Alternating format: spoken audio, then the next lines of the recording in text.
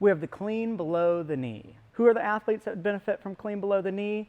Athletes of all levels. Typically we have a specific reason, which I'll explain in the why, to when we pull it up, but whether you're beginner or advanced, it's going to help you. So why would we use clean below the knee?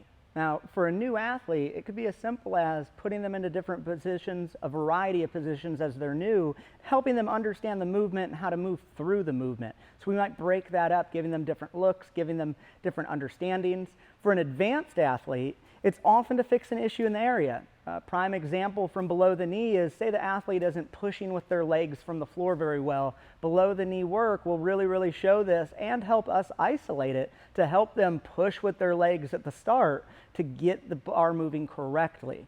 Okay, this can also be used with power variations, and it can also be used off boxes. When will we use clean below the knee? I mean, typically clean below the knee is a movement where it's going to be one of the main dynamic movements of the day. So the athlete's going to be fresh. We're not going to beat them on strength or too much prior to it.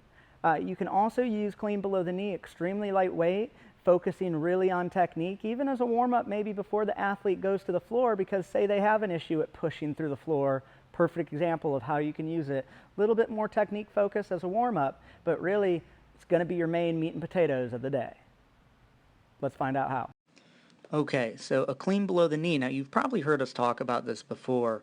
If you've watched all our videos in here, if you haven't seen another video we did on clean below the knee, it'll appear up here, right? So let's go through this one really quick. I encourage you to watch both videos. This one, what I really want to highlight is when the athlete comes down to the start position. So we know here that above the knee position, we have that vertical shin, just like you see Chelsea have here, right? She's over the bar, okay? Her full flat foot's on the ground.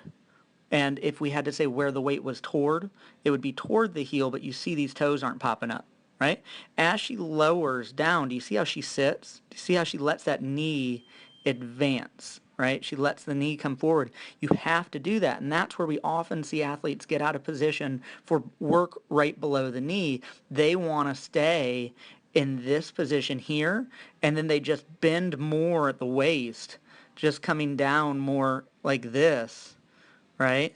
And that's out of position. You wouldn't want to be there coming off the floor, would you? So as you unlock and sit, you need to let that knee advance, and then at this position, first movement to initiate, your legs drive, pushing you back up, right?